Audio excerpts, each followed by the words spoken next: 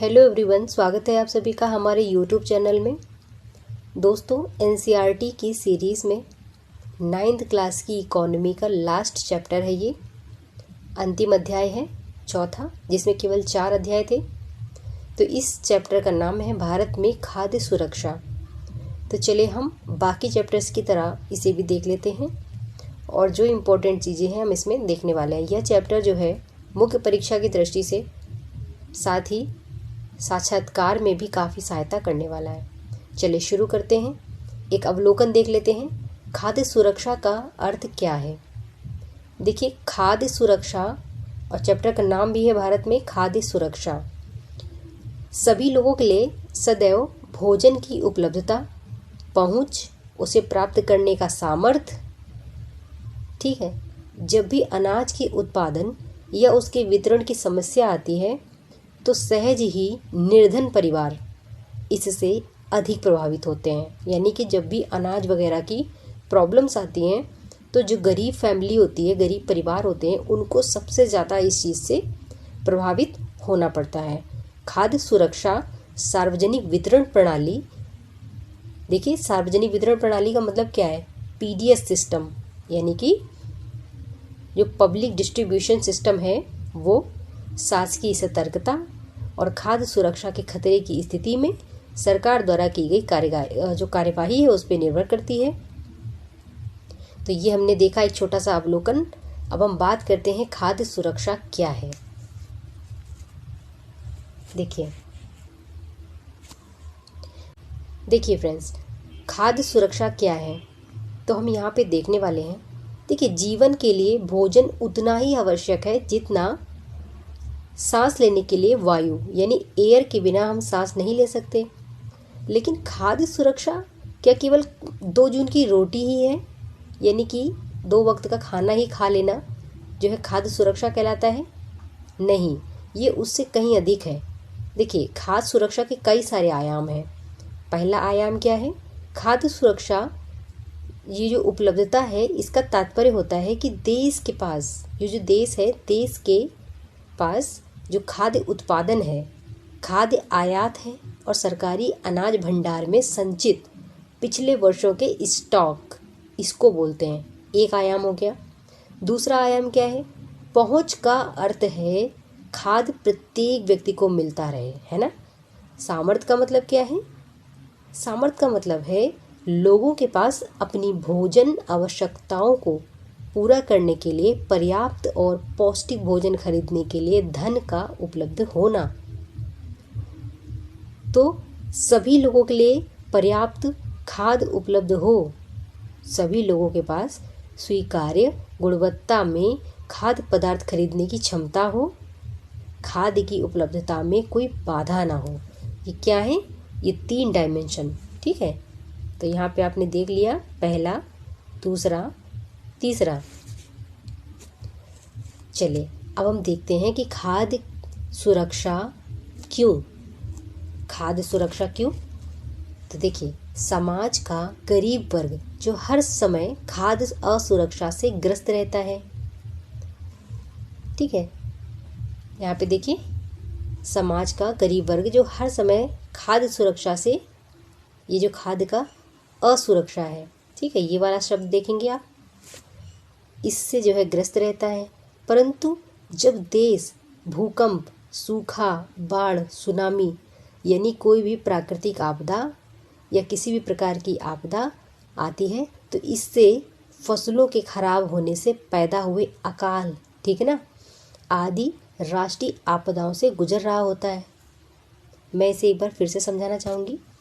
समाज का जो अधिक गरीब वर्ग है, अधिक गरीब वर्ग में कौन कौन आएगा अभी हम देखने वाले हैं। तो अधिक गरीब वर्ग में जिस समय देश में भूकंप, सूखा, बाढ़, सुनामी, ये सब चीज़ों से फसल खराब होती है और अकाल आदि आता है, यानी उस समय वो लोग उससे गुजर रहे होते हैं, तो निर्धनता रेखा से ऊपर के लोग भी खाद्य असुरक्षा से ग्रस्त हो जाते हैं। ठीक है, किसी आपदा के समय खाद्य सुरक्षा को, ये जो खाद्य सुरक्षा होती है किसी आपदा के समय में कैसे प्रभावित होती है? तो देखिए, किसी प्राकृतिक आपदा जैसे सूखे के कारण खाद्यान्न की कुल उपज में गिरावट आती है। मान लीजिए किसी प्राकृतिक आपदा में कोई प्राकृतिक आपदा आ गई, ठीक है, तो इससे क्या होगा कि फसल की कुल जो उपज होती है उसमें गिरावट आ जाती है। इससे प्रभावित क्षेत्र में खाद्य की कमी हो जाती है। मान लीजिए बारिश नहीं हुई तो उस बार जो है, अब मान लीजिए कि बारिश का मौसम आया लेकिन बारिश नहीं हुई उसमें, तो फिर फसल ख़राब हो जाएगी, तो जिसमें फसल की जो उत्पादकता है उसमें कमी हो जाएगी और इससे खाद्य की कमी हो जाएगी। खाद्य की कमी के कारण कीमतें बढ़ जाती हैं और कुछ लोग ऊंची कीमतों पर जो खाद्य का सामान होता है वो सब नहीं खरीद सकते हैं। अतः आपदा अधिक विस्तृत क्षेत्र में आती है या फिर अधिक लंबे समय तक बनी रहती है तो भुखमरी की स्थिति पैदा हो जाती है। यानी कि बहुत लंबे समय तक अगर आपदा आई और बहुत लंबे समय तक बनी रही, ठीक है, और बहुत अधिक क्षेत्र पे आई, विस्तृत क्षेत्र पे आई, तो भुखमरी की स्थिति पैदा हो जाती है, ठीक है। और व्यापक भुखमरी को क्या कहते हैं? अकाल कहते हैं। क्या कहते हैं? व्यापक भुखमरी को अकाल कहते हैं। आप बात समझ पा रहे होंगे। चलिए आगे बढ़ते हैं। एक चीज़ और बताते चलें। देखिए, खाद्य तक पहुंच बढ़ाने के लिए अगर प्रत्येक व्यक्ति को जो है खाद्य पहुंचाना है, खाने पीने की चीज़ें, वस्तुएं, सारी चीज़ें, तो निर्धनता का उन्मूलन करना बहुत आवश्यक है, ठीक है। चलिए आगे देखते हैं। देखिए, अकाल के दौरान पड़े, देखिए यहाँ पे ये पहले फ़ोटो देख लीजिए आप, ठीक है, ये अकाल की फ़ोटो। फ्रेंड्स देखिए, अकाल के दौरान बड़े पैमाने पे मौतें होती हैं, ठीक है, जो भूखमरी तथा विवश होकर दूषित जल या सड़े भोजन के प्रयोग से फैलने वाली महामारियां तथा भूखमरी से उत्पन्न कमजोरी से रोग जो होते हैं उनके प्रति शरीर की प्रतिरोधी क्षमता में गिरावट के कारण होती हैं।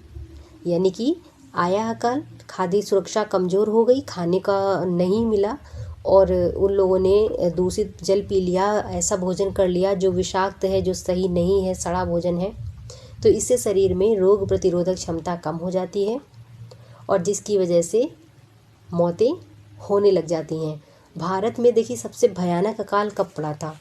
तो भारत में जो सबसे भयानक अकाल पड़ा था वो पड़ा था 1943 में। कब? 1943 में पड़ा था। यहाँ पे देखिए, और इस अकाल में यह अकाल जो पड़ा था, इसकी लोकेशन कहाँ थी? सबसे पहले तो जो इसकी लोकेशन थी वह थी बंगाल। कहाँ पे पड़ा था? बंगाल में पड़ा था। सॉरी दोस्तों, चलिए आगे बढ़ते हैं। तो देखिए, इस अकाल में कुल देखिए, कुल तो नहीं पता, लेकिन लगभग 30 लाख लोग मारे गए थे। कितने लाख लोग मारे गए थे? 30 लाख लोग मारे गए थे अकाल में, ठीक है ना। तो क्या आपको मालूम है कि बंगाल के अकाल से सबसे अधिक लोग कौन से लोग थे जो प्रभावित हुए थे, है ना? तो कौन से लोग थे जो सबसे ज़्यादा प्रभावित हुए थे? ये एक क्वेश्चन है, इसके बारे में भी बात करते हैं। तो इसमें जो प्रभावित हुए थे सबसे ज़्यादा वो थे खेतीहर मजदूर, मछुआरे थे, परिवहन कर्मी थे और कुछ ऐसे अनियमित श्रमिक थे जिनकी जो मतलब जो अनियमित थे, ठीक है, श्रमिक जो थे वो अनियमित थे। ये सारे लोग अधिक प्रभावित हुए थे और सबसे ज़्यादा मृत्यु भी इन्हीं लोगों की हुई थी, ठीक है। चलिए यहाँ पे हम कुछ देख लेते हैं, थोड़ा सा एक डायग्राम देख लेते हैं। देखिए, ये एक डायग्राम है और बंगाल में चावल की उपज, ये चावल की उपज बताई जा रही है। चावल की उपज इसलिए बता रहे हैं क्योंकि सुनने में आया था कि बंगाल में जो अकाल आया था चावल की कमी की वजह से हुआ था। तो जब हम सारणी देखते हैं तो उसमें चावल की मतलब कोई ऐसी कोई ख़ास कमी दिख नहीं रही है, तो यह एक कारण जो है सही नहीं जान पड़ता है, ठीक है। तो चलिए आगे देखते हैं।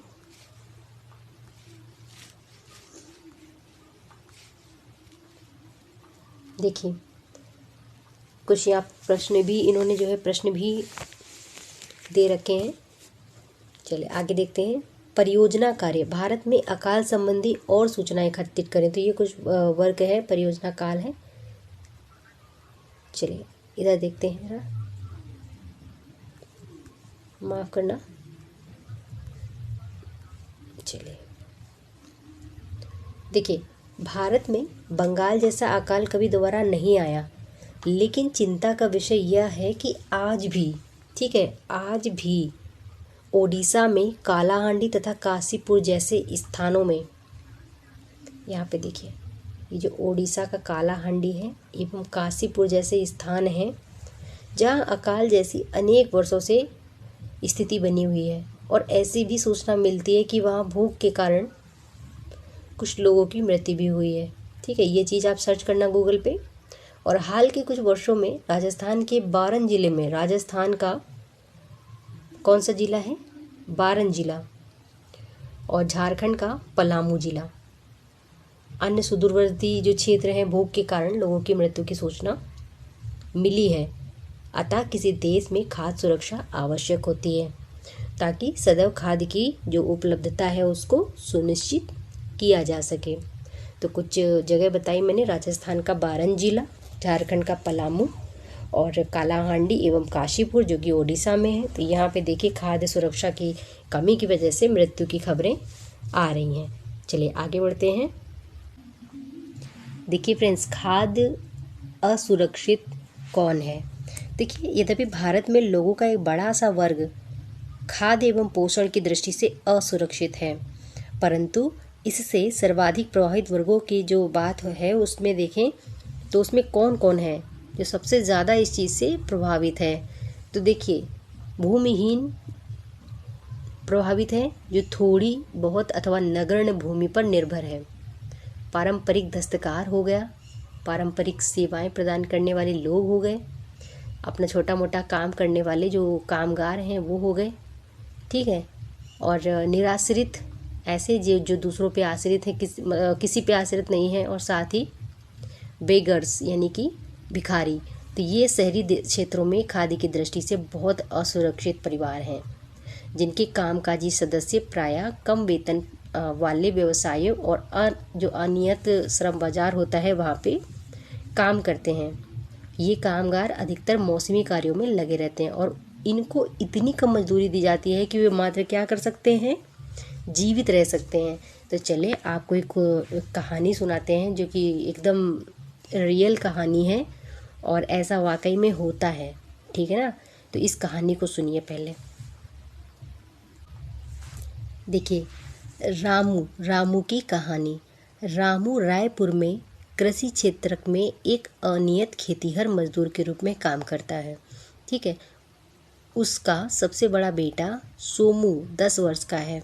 वह भी गांव के सरपंच सतपाल सिंह के पशुओं की देखभाल करने वाले पाली के रूप में काम करता है। तो आपने क्या सुना, सबसे पहले तो रामू एक अनियत खेतीहर मजदूर है। ठीक है, अनियमित खेतीहर यानी कि उसका कोई श्योर नहीं है और वो एक खेती मजदूर है और दूसरों के खेत में काम करता है। उसका पुत्र क्या करता है, सरपंच सतपाल सिंह के पशुओं की देखभाल करने वाली पाली के रूप में काम करता है। सोमू सरपंच के यहाँ पूरे वर्ष काम करता है और उसे इस काम के लिए एक जो मिलता है वो सिर्फ 1000 रुपये मिलते हैं। ठीक है, रामू के तीन जो है बेटे हैं और 2 बेटियां हैं, लेकिन वे अभी बहुत छोटे उम्र के हैं और खेत के काम नहीं कर सकते हैं। तो रामू की पत्नी सुनहरी जो है वो भी पशुओं की साफ सफाई करना, गोबर हटाना, ये जो है अंशकालिक काम करती है। तो उसे रोजाना काम के बदले आधा लीटर दूध मिल जाता है तथा सब्जियों के साथ में कुछ थोड़ा सा खाना मिल जाता है। तो इसके अलावा व्यस्त मौसम में अपने पति के साथ मिलकर जो है खेती के काम करती है उसकी वाइफ, पत्नी उसकी, और उसकी आमदनी बढ़ जाती है।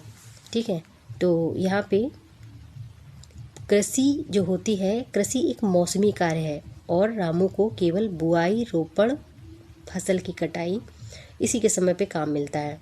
तो कृषि वाकई में मौसमी कार्य है। तो वह वर्ष में फसल तैयार होने और पकने तक की जो अवधि होती है उसी के दौरान लगभग 4 महीने बेरोजगार रहता है।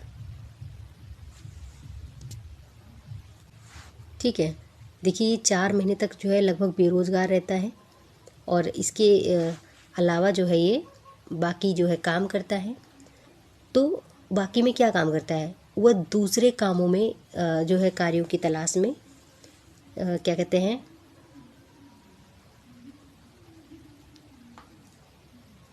दूसरे कार्यों की तलाशों में क्या करता है, वो तलाश करता है। और कभी कभी उसे ईंट और भट्टे जो है, ईंट भट्टे का तो आप जानते ही होंगे, तो ईंट और भट्टे जो है भट्टे होते हैं, वहाँ पे इसको काम मिल जाता है। ठीक है, तो ये ईंट भट्टे में या फिर गांव में ही कोई काम ऐसा मतलब भवन निर्माण जैसा कुछ हो रहा होता है तो वहाँ पे ये काम कर लेता है।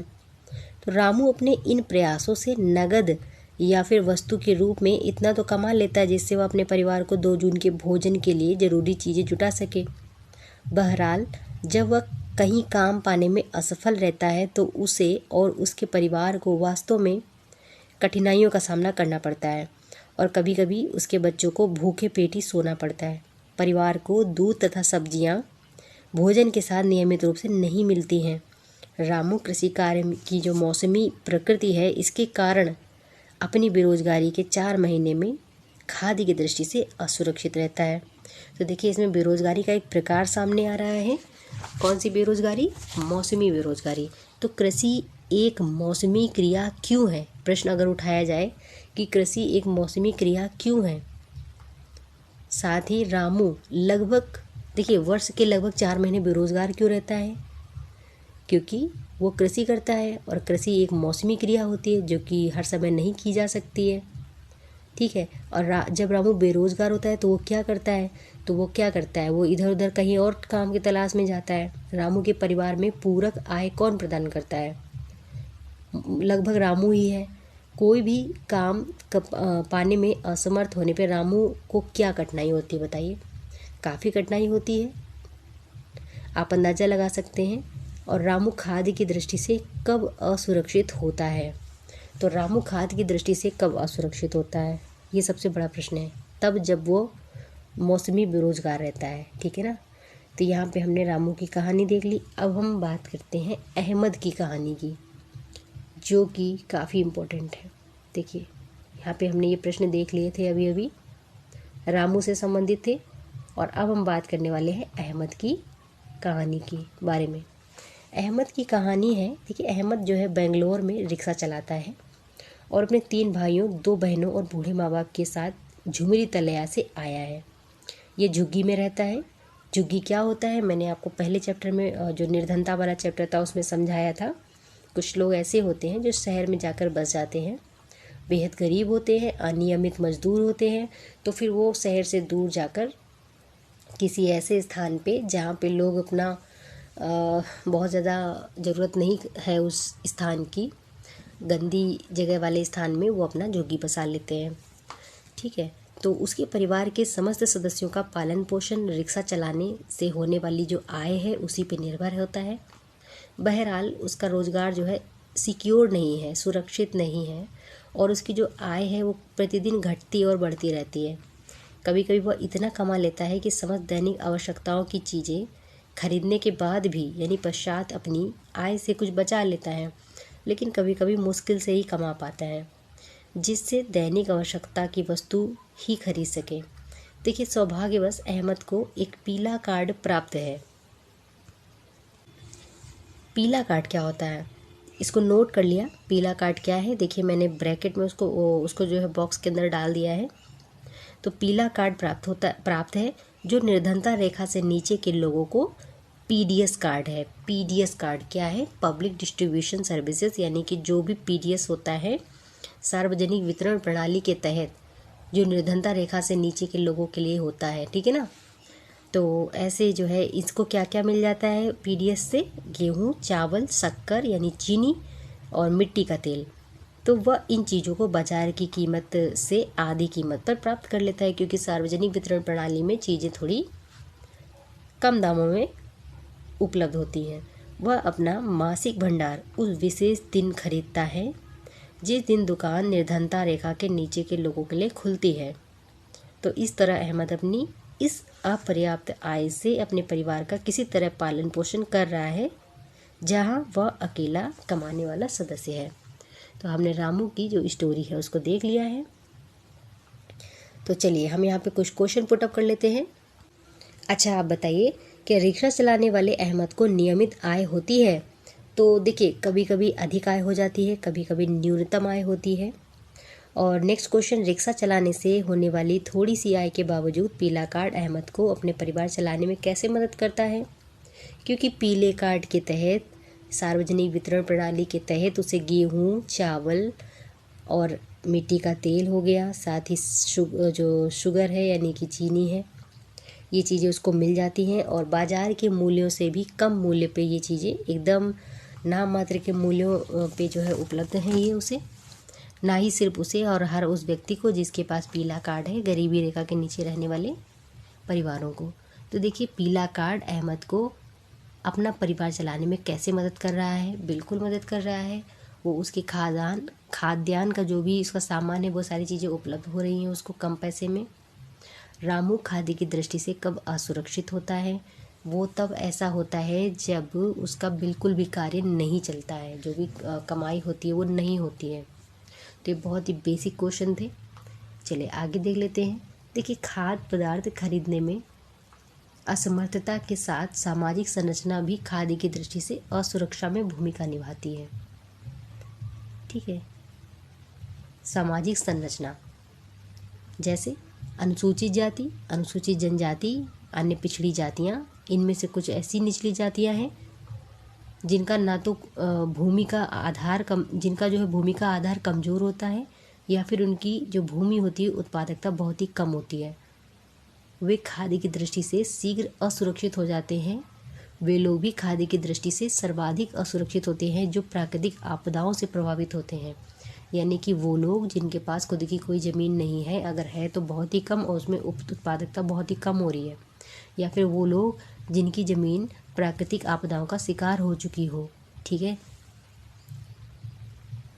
देखिए तो ऐसे लोगों को काम की तलाश में दूसरी जगह पे जाना पड़ता है। कुपोषण से जो सबसे अधिक अगर प्रभावित होता है कोई, तो वो होती हैं महिलाएं। कौन कौन होता है? महिलाएं। अब देखिए ये गंभीर चिंता का विषय है क्योंकि इससे अजन्म बच्चों को भी कुपोषण का खतरा रहता है ना। जो बच्चे जन्म लेंगे फिर वो भी कुपोषित होंगे। खाद्य असुरक्षा से ग्रस्त आबादी का बड़ा भाग गर्भवती तथा दूध पिला रही महिलाओं तथा 5 वर्ष से कम उम्र के बच्चों का है। देखिए बहुत सारे बच्चों को आपने देखा होगा जो कुपोषित होते हैं, बहुत सारी महिलाएं कुपोषित हो जाती हैं। तो देश के कुछ क्षेत्रों में जैसे आर्थिक रूप से पिछड़े राज्य जहाँ पे गरीबी बहुत ज़्यादा है, ठीक है, ऐसे कुछ राज्य हैं जिनके नाम हम बात करेंगे अभी। यहाँ पे एक आंकड़ा दे रखा है। आंकड़े में बताया है कि 1998-99 के तहत भारत में महिलाओं और बच्चों की संख्या 11 करोड़ के लगभग है। पुराना आंकड़ा है, ठीक है। तो देखिए यहाँ पे आदिवासी और सुदूर देश यानी कि दूर कहीं रह रहे क्षेत्रों के लोग प्राकृतिक आपदाओं से बार बार प्रभावित होते हैं और ऐसे क्षेत्र जो हैं खाद्य की दृष्टि से असुरक्षित लोगों की संख्या अनुपातिक रूप से बहुत ज़्यादा है। वास्तव में उत्तर प्रदेश पूर्वी और दक्षिणी पूर्वी हिस्सा, उत्तर प्रदेश के मैप में कभी साझा करेंगे तो यहाँ पे देखिए पूर्वी और दक्षिणी पूर्वी हिस्सा बिहार, झारखंड, ओडिशा, पश्चिम बंगाल, छत्तीसगढ़, मध्य प्रदेश, यहाँ पे ये जो राज्यों का नाम दिए जा रहे हैं ये सारे लोग जो है खाद्य की दृष्टि से बहुत ज़्यादा असुरक्षित हैं। ठीक है ना। तो भुखमरी खाद्य की दृष्टि से असुरक्षा को इंगित करने वाला एक दूसरा पहलू है। क्या बात हुई? जो भुखमरी है खाद्य की, जो ये देखिए खाद्य की दृष्टि से जो भुखमरी है खाद्य की दृष्टि से असुरक्षा को इंगित करने वाला दूसरा पहलू है। भुखमरी गरीबी की एक अभिव्यक्ति मात्र नहीं है, यह गरीबी लाती भी है। कौन? भुखमरी। इस तरह खाद्य की दृष्टि से सुरक्षित होने से वर्तमान में भुखमरी समाप्त हो जाती है। अगर खाद्य की दृष्टि से हम सुरक्षित हैं तो भुखमरी को भी समाप्त कर सकते हैं और भविष्य में भुखमरी का खतरा कम हो जाता है। तो भुखमरी के दीर्घकालिक और मौसमी आयाम होते हैं। समझ में आया? मतलब जो भुखमरी है इसके दीर्घकालिक, लंबे और मौसमी आयाम होते हैं। तो दीर्घकालिक भुखमरी मात्रा एवं गुणवत्ता के आधार पे अपर्याप्त आहार ग्रहण करने के कारण होती है। ठीक है। और जो गरीब लोग होते हैं अपनी अत्यंत निम्न आय और जीवित रहने के लिए खाद्य पदार्थ खरीदने में अक्षमता यानी वो खाद्य पदार्थ नहीं खरीद सकते हैं, तो इसी के आधार पे दीर्घकालिक भूखमरी से ग्रस्त हो जाते हैं। चलिए अब हम देखते हैं मौसमी भूखमरी के बारे में।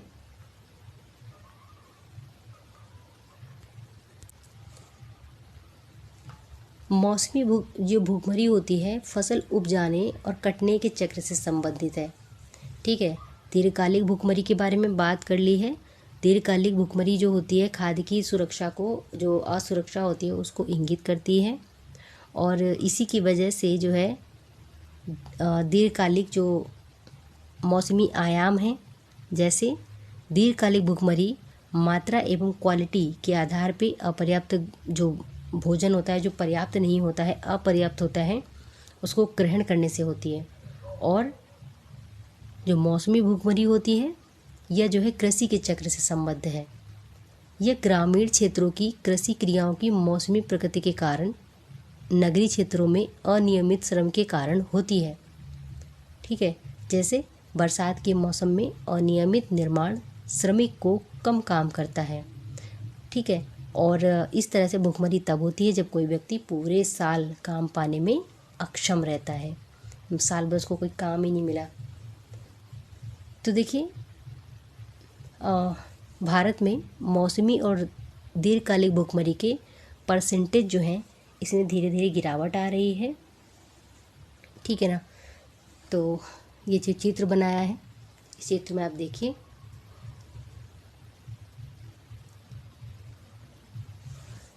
और कोविड के बाद में तो इन सारी चीज़ों में थोड़ा सा बढ़ोतरी हुई है। कोविड जो एक पेंडेमिक है इसके आने से काफ़ी ज़्यादा भूखमरी वगैरह में, तो ये जो मुख्य परीक्षा का विषय है इसमें बहुत प्रश्न पूछने की संभावना है और साक्षात्कार के लिए भी काफ़ी ज़रूरी है ये टॉपिक, तो इसको करंट से कोरिलेट करके वर्तमान की जो महामारी है इससे कोरिलेट करके पढ़ना पड़ेगा। तो चलिए हम यहाँ पे देख लेते हैं।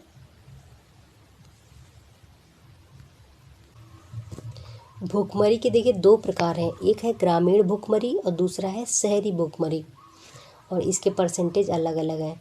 तो ग्रामीण और शहरी भूखमरी जो है मौसमी एवं दीर्घकालिक हो सकती हैं। चलिए देखिए, स्वतंत्रता प्राप्ति के बाद यानी स्वतंत्रता के बाद खाद्यान्नों में आत्मनिर्भर होना भारत का पहले से ही लक्ष्य रहा है, और इसी के संबंध में काफ़ी जो कई नीति निर्माता हैं इन्होंने खाद्यान्न में आत्मनिर्भरता जो है प्राप्त करने के सभी उपाय किए। भारत ने कृषि में नई रणनीतियाँ अपनाई, जैसे हरित क्रांति है ना, इसको हमने देखा हुआ है चैप्टर में अपने। तो जो हरित क्रांति हो गया आपका, और जो इंदिरा गांधी थी इन्होंने गेहूं क्रांति, ठीक है ना, गेहूं क्रांति जुलाई 1968 में गेहूं क्रांति शीर्षक से एक विशेष डाक टिकट भी जारी किया था। ठीक है ना, फिर गेहूं में सफलता के बाद में इन्होंने चावल के क्षेत्र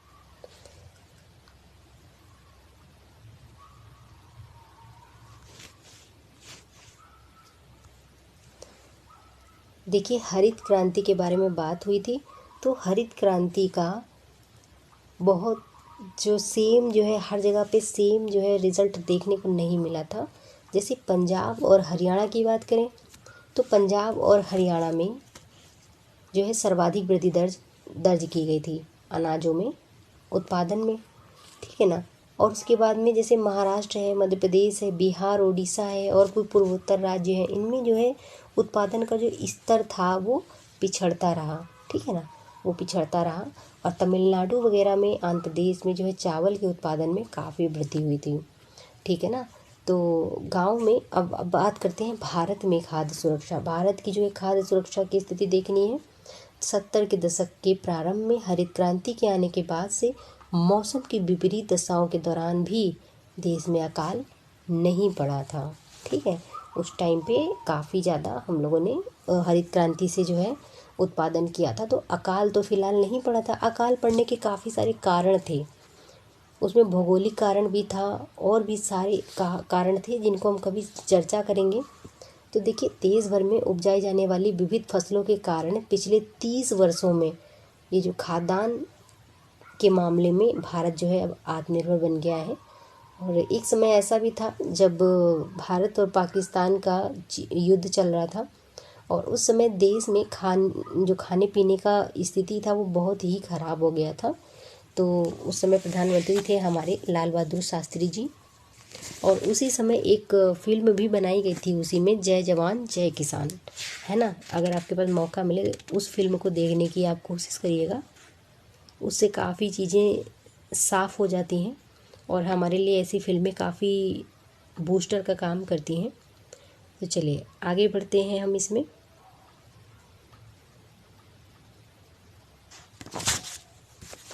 तो देखिए आगे हमें एक डायग्राम मिलेगा और यहाँ पे हम देखेंगे कि आर्थिक सर्वेक्षण जो हमारा 2016 का, यहाँ पे थोड़ा सा अपडेटेड नहीं है, 16 का आर्थिक सर्वेक्षण आया।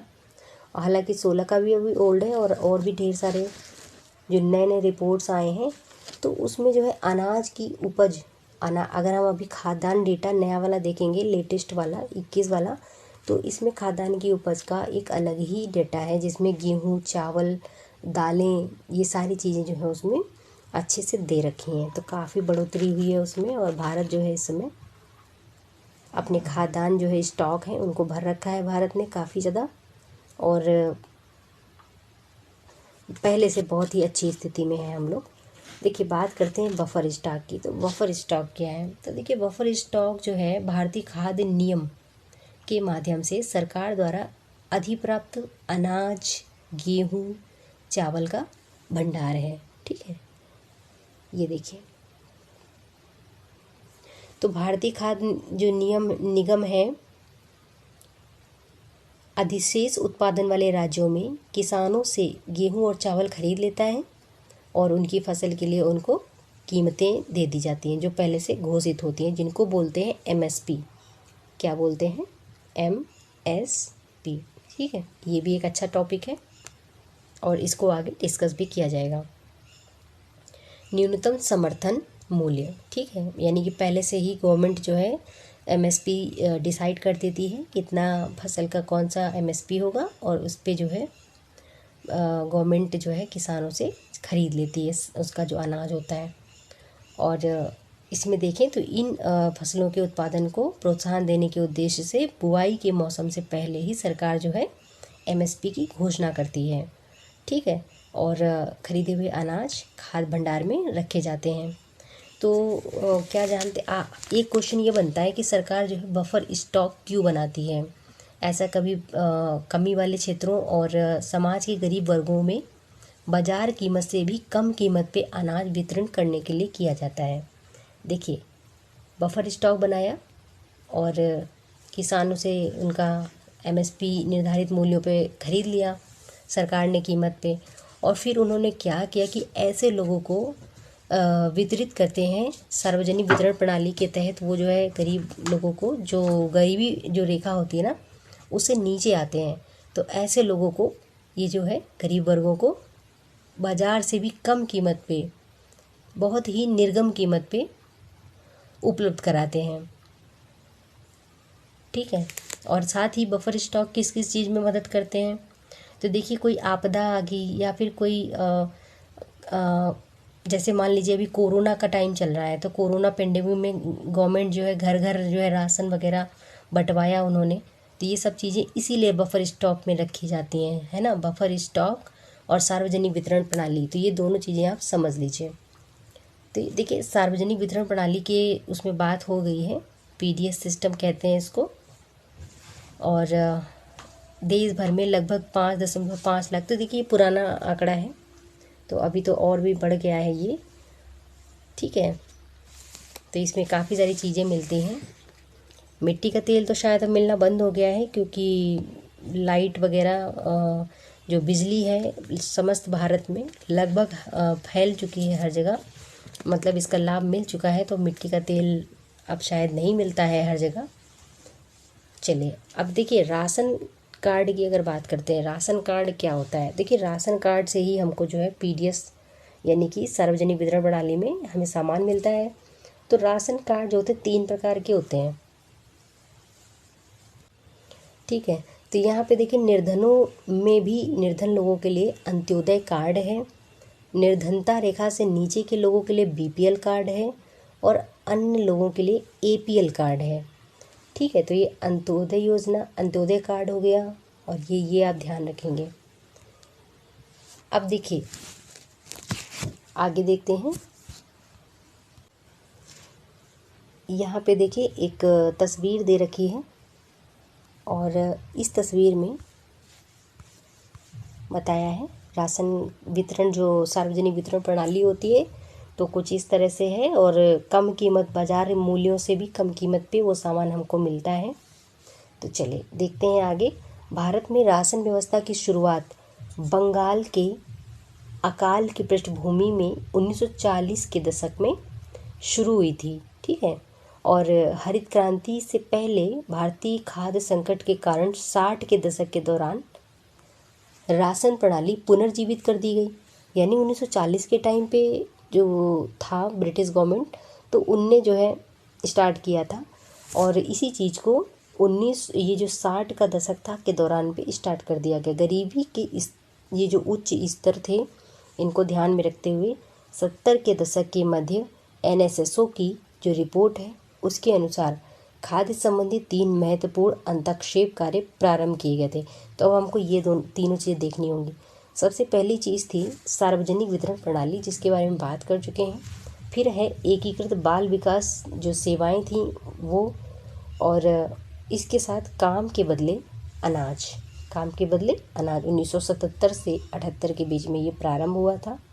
तो इन वर्षों में कई नए कार्यक्रम और शुरू किए गए, और कार्यक्रमों को चलाने के लिए बढ़ते अनुभवों के आधार पे अन्य कार्यक्रमों का जो है पुनर्गठन किया गया, जैसे गरीबी उन्मूलन कार्यक्रम, इसको बोलते हैं PAL। ठीक है, सॉरी, PAP, गरीबी उन्मूलन कार्यक्रम। तो देखिए इसमें काफ़ी सारी चीज़ें हैं, जैसे दोपहर का भोजन है ना, विशेष रूप से खाद्य की दृष्टि से सुरक्षा के कार्यक्रम है, और PAP भी खाद्य सुरक्षा बढ़ाते हैं। रोजगार गरीब कार्यक्रमों की जो कार्यक्रम है, गरीबों की आय में बढ़ोतरी करके खाद्य सुरक्षा में काफ़ी योगदान देते हैं। ठीक है, तो देखिए सार्वजनिक वितरण प्रणाली में अभी काफ़ी सारे क्या कहते हैं अपडेट्स वगैरह इसमें किए गए हैं, और इसमें जो है एक देश एक राशन, ये सारी चीज़ों पे बात हो रही है, जो कि किसी अन्य राज्य में कोई मजदूर काम करने गया है तो फिर उसको वहाँ पे भी उसी कार्ड में राशन मिल जाए, यानी कि एक देश एक राशन। तो ये थोड़ा सा इम्पोर्टेंट है मेंस के एग्ज़ाम की दृष्टि से। ठीक है ना, मेंस में लिखने के लिए तो ये काफ़ी इम्पोर्टेंट है। और भारतीय खाद्य सुरक्षा अधिनियम 2013, ठीक है, ये कुछ चीज़ें हैं जो हमको याद रखनी है। और फिर इसमें जो है अंत्योदय अन्न योजना, अन्नपूर्णा योजना, ये कुछ योजनाएं भी गवर्नमेंट के द्वारा शुरू की गई थी। और यहाँ पे देखें एक डायग्राम में अच्छे से समझाया गया है कि सार्वजनिक वितरण प्रणाली 1992 तक में, तो इसमें देखिए लक्ष्य इस तरह से लक्ष्य वगैरह दे रखे हैं इन्होंने, तो कि कब कितना क्या या बांटा गया था। बीपीएल के जो थे, निर्धनता रेखा से नीचे वाले थे, और जो एपीएल वाले थे, इन सारे लोगों को। ठीक है, तो ये गवर्नमेंट के द्वारा काफ़ी सारे स्कीम चलाए गए, तो इसी में आप कुछ अन्य स्कीम जोड़ सकते हैं जो वर्तमान में चल रहे हैं। और अंत्योदय अन्न योजना एक स्कीम आई थी। ठीक है, तो यहाँ पे देखिए अंत्योदय अन्न योजना जो है 2000 में आई थी, दिसंबर 2000 में आई थी। ठीक है, इसको भी ध्यान रखिएगा। तो ये पुरानी स्कीम्स को नए स्कीम्स के साथ में कोरिलेट करके उत्तर लेखन में काफ़ी हेल्प मिलने वाली, प्रीलिम्स में भी इनसे फैक्ट बन जाते हैं। तो ये सारी चीज़ें देख ली हमने। और इसमें 2 रुपये प्रति किलोग्राम गेहूँ, 3 रुपये प्रति किलोग्राम जो है आर्थिक सहायता प्राप्त दर पर प्रत्येक पात्र परिवार को 25 किलोग्राम अनाज उपलब्ध कराया गया। तो ये हैं कुछ चीज़ें, और 2000 में ये आई थी। ठीक है, अब देखिए एक चीज़ और देख लेते हैं यहाँ पे, सहायक, ये जो सहायकी सब्सिडी भुगतान है, सहायकी होता है ना, सब्सिडी जिसको बोलते हैं। तो देखिए सब्सिडी वह भुगतान है जो सरकार द्वारा किसी उत्पादक को बाजार कीमत की अनुपूर्ति के लिए किया जाता है। यानी कि सब्सिडी से घरेलू उत्पादकों के लिए ऊंची आय कायम रखते हुए उपभोक्ता कीमतों को कम किया जा सकता है। तो सब्सिडी का जो आप वर्डिंग सुनते हैं तो ये सिलेंडर वगैरह के लिए भी काफ़ी यूज में आता है। तो यहाँ पे देखिए एक 2000 यहाँ पे 2000 इसमें 15 का आंकड़ा होना चाहिए। नई एनसीईआरटी में 15 का आंकड़ा दिया हुआ है, तो उसमें वही आंकड़े दे रखे हैं जिसमें एक्चुअल स्टॉक और बफर स्टॉक का अंतर समझाया है। ये तो पुरानी फ़ोटो है और मतलब 2004-05 का आंकड़ा है। और अगर हम लेटेस्ट में देखेंगे तो कुछ ये जो हमारा है आंकड़ा, तो ये कुछ इस तरह से होगा। देखिए ये जो नीला वाला है तो ये कुछ इस तरह से आएगा और ऐसे जाएगा, और जो रेड वाला है यहाँ से स्टार्ट होगा, यहाँ से ऐसे आएगा। तो वर्तमान स्थिति कुछ इस तरह की है, और अभी ये और भी अच्छा यानी कि सुधरा है। चलिए आगे देख लेते हैं कुछ चीज़ें और। तो देखिए भंडारों में खाद्यान्न ले जाते किसान, तो ये सब वही चीज़ें हैं, यानी कि जो कृषि है, खेती है, उसमें उन्नत सुधार हुए और तरह तरह से उनमें सुधार किए गए, जिससे खाद्यान्न बढ़ा। और खाद्यान्न बढ़ने से जो किसान हैं उन्होंने, सरकार ने उससे एमएसपी के तहत काफ़ी सारे अनाज खरीदे, बफर स्टॉक बढ़ाया अपना, जिससे जो है बफर स्टॉक जो है वो बढ़े। और प्रतिमानों से लगातार इनका जो है सरकार ने जो वितरण स्थिति है, अन्न जो खाद्यान्न है इसके वितरण की स्थिति को काफ़ी सुधारा हुआ है। ठीक है, और इस पे देखिए बात हो गई है, और न्यूनतम समर्थन मूल्य की बात हो गई है। तो इस पे बात यही है कि अनाज की जो अधिक खरीदारी है, प्रमुख अनाज उत्पादक राज्य जैसे पंजाब, हरियाणा, उत्तर प्रदेश, इनकी ओर से डाले गए दबाव का नतीजा है। क्या? वर्धित न्यूनतम समर्थित कीमत। आप समझ गए। तो ये जो एमएसपी है, एमएसपी ये इन राज्यों के दबाव का नतीजा है। और इसमें एमएसपी का देखना है, एमएसपी क्या है, और इसके बारे में देखिए। आपका ये वर्क है, क्योंकि आपको मुख्य परीक्षा में अगर लिखना है तो आप इसी तरह से लिख पाएंगे। ठीक है, और आगे देख लेते हैं थोड़ा सा। एक चीज़ सबसे ज़्यादा इम्पोर्टेंट ये है कि देखिए एमएसपी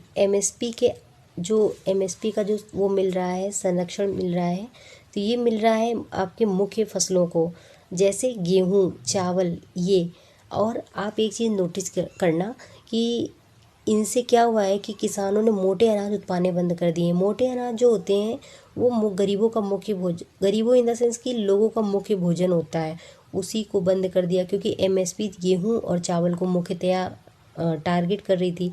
तो इससे क्या हुआ कि पंजाब के किसानों ने भी जो है अपने यहाँ पे गेहूं और चावल उत्पादन शुरू कर दिया। हालांकि आप तो समझ ही रहे हो कि चावल ऐसी स्थिति में ऐसे भौगोलिक क्षेत्र में उपजाया जाता है जहाँ पे नेचुरली जो है पानी का सोर्सेज हो, बट पंजाब वगैरह में तो सब कुछ सिंचाई पे निर्भर करता है।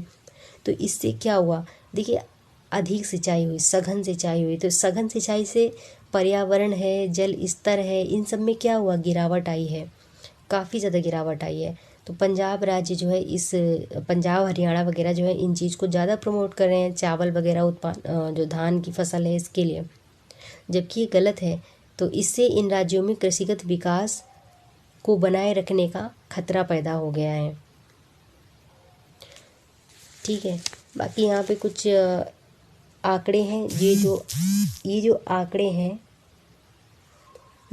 हैं इन्हें हम करंट में देखेंगे, जो कि काफ़ी इम्पोर्टेंट हैं उसके लिए, और यहाँ से समझने के लिए ही दिया है। ठीक है,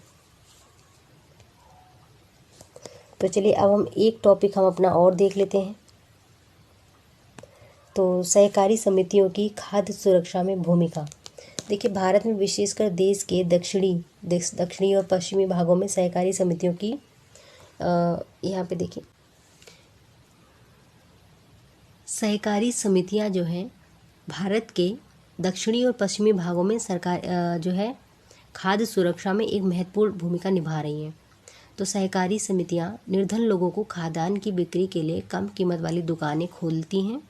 जैसे तमिलनाडु में राशन की जितनी भी दुकानें हैं उनमें करीब 94% सहकारी समितियों के माध्यम से चलाई जा रही हैं। और दिल्ली में भी देखिए मदर डेयरी उपभोक्ताओं के लिए दिल्ली सरकार द्वारा निर्धारित नियंत्रित दरों पे दूध और मछलियाँ उपलब्ध कराने में तेज़ी से प्रगति कर रही है।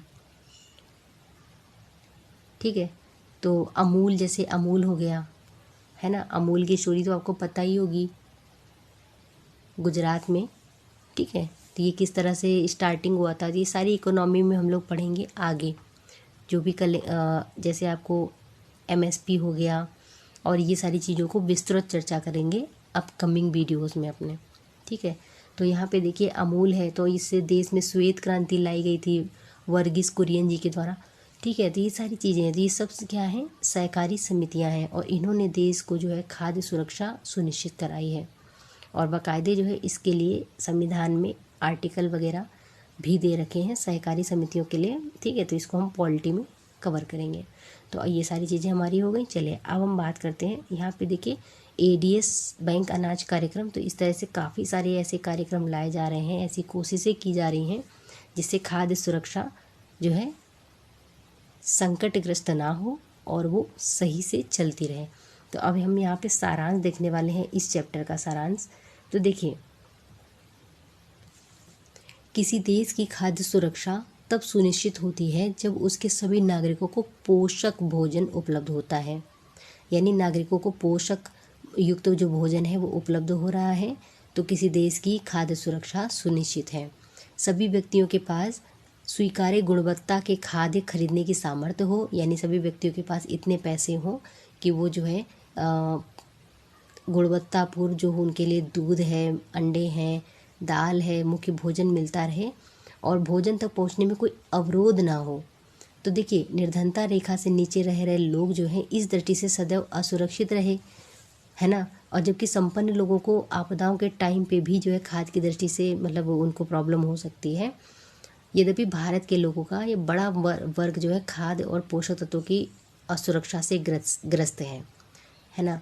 तो सबसे अधिक प्रभावित जो है ग्रामीण पृष्ठभूमि के लोग, जिनके पास घर नहीं है, जो गरीब हैं और कम वेतन वाले लोग हैं, इन सबको, और जो शहरी क्षेत्रों में रह रहे हैं, मौसमी बेरोजगारी झेल रहे हैं, तो इन लोगों को सबसे ज़्यादा समस्या उत्पन्न हुई।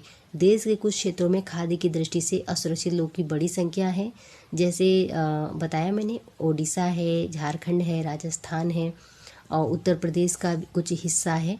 तो आर्थिक रूप से पिछड़े राज्यों में बहुत ज़्यादा जहाँ गरीबी है, तो ऐसे में जनजातियाँ हैं, दूरस्थ क्षेत्र के लोग हैं, उन लोगों के लिए जब प्राकृतिक आपदाओं के समय में तो और भी ज़्यादा समस्या शुरू हो जाती है, उत्पन्न हो जाती है। तो देखिए, समाज के सभी वर्गों के लिए खाद्य की उपलब्धता सुनिश्चित करने के लिए भारत सरकार ने सावधानी पूर्वक बहुत सारी चीज़ें करी। जैसे खाद्य सुरक्षा प्रणाली में क्या क्या किया उन्होंने, तो बफर स्टॉक हो गया, सार्वजनिक वितरण प्रणाली हो गई, ये दो तो मुख्य हैं, मुख्य कदम हैं भारत सरकार द्वारा। और इसी में आपका पहले इन्होंने खाद्य सुरक्षा को ठीक करने के लिए कृषि पे जोर दिया, हरित क्रांति पे जोर दिया। ठीक है, तो ये सारी चीज़ें हैं, और इसी के अतिरिक्त निर्धनता उन्मूलन कार्यक्रम भी शुरू किए गए सरकार के द्वारा, जिसमें खाद्य सुरक्षा का घटक भी शामिल है। कुछ कार्यक्रम, कौन कौन से कार्यक्रम, जैसे एकीकृत बाल विकास योजनाएं, काम के बदले अनाज, दोपहर का भोजन, अंत्योदय अन्न योजना। खाद्य सुरक्षा उपलब्ध कराने में सरकार की भूमिका के अतिरिक्त अनेक ऐसी सहकारी समितियां हैं जिसमें गैर सरकारी संगठन भी शामिल हैं, तो ये सब मिलकर तेज़ी से काम कर रहे हैं। तो देखिए, बहुत ही बेहतरीन उत्तर हम लोगों ने यहाँ पे देखा, और जो सारांश है, ठीक है, सारांश जो है ये काफ़ी इम्पोर्टेंट है, और ये हमारी मुख्य परीक्षा में बहुत ज़्यादा हेल्प करने वाला है। तो इस सारांश को अगर आप नोट कर लें अपने पास, तो ये मुख्य परीक्षा में काफ़ी ज़्यादा हेल्प करने वाला है। माफ़ कीजिएगा, थोड़ा प्रॉब्लम आ रहा है। हमने इस सारांश में क्या क्या देखा, हमने लगभग सारी चीज़ें देख ली। गवर्नमेंट के प्रयास देख लिए, और गवर्नमेंट के प्रयास के साथ साथ हमने निर्धनता उन्मूलन के कुछ प्रोग्राम भी देखे। साथ ही अंत में देखा किस प्रकार से सहकारी समितियां भी जो है खाद्य सुरक्षा को बनाए रखने में लगातार प्रयासरत हैं। कुछ सहकारी समितियों के नाम भी उदाहरण स्वरूप, जैसे अमूल है, और गुजरात में जो है, दिल्ली में जो मदर डेयरी है, इस तरह से कुछ नाम हैं। तो ये मुख्य परीक्षा के उत्तर लेखन के लिए बहुत ही अच्छा टॉपिक है। ठीक है, तो अब इसके जो क्वेश्चंस हैं, क्वेश्चन की जो सीरीज़ है, इसे भी हम एक साथ लेके आएंगे। सारे क्वेश्चंस जो हैं चैप्टर वाइज हम लोग यहाँ पे डिस्कस कर लेंगे। हालांकि चैप्टर रीड करने के बाद में ये चीज़ें हमें समझाने में आसान है कि भारत में खाद्य सुरक्षा कैसे सुनिश्चित की जाए, कैसे की जाती है, इस पे आपको उत्तर देना है। कौन लोग खाद्य सुरक्षा से सबसे ज़्यादा ग्रस्त होते हैं, बताया मैंने अभी। तो इस तरह से ये जो क्वेश्चंस हैं हमारे, ठीक है, इनको देखिए, इनके उत्तर खोजने की कोशिश कीजिए। अगर आपने इसके उत्तर खोज लिए तो इसका मतलब है आपने चैप्टर को अच्छी तरह से रीड किया है और मुख्य परीक्षा में भी हेल्प होने वाली है। तो इनके क्वेश्चंस की एक वीडियो सेपरेट लेके आएंगे। तो चलिए मिलते हैं नेक्स्ट वीडियो में। तब तक के लिए चैनल को अगर नहीं सब्सक्राइब किया है तो चैनल सब्सक्राइब कर लीजिए और हमारी वीडियोस को ऐसे ही देखते रहिए, शेयर करते रहिए। जय हिंद,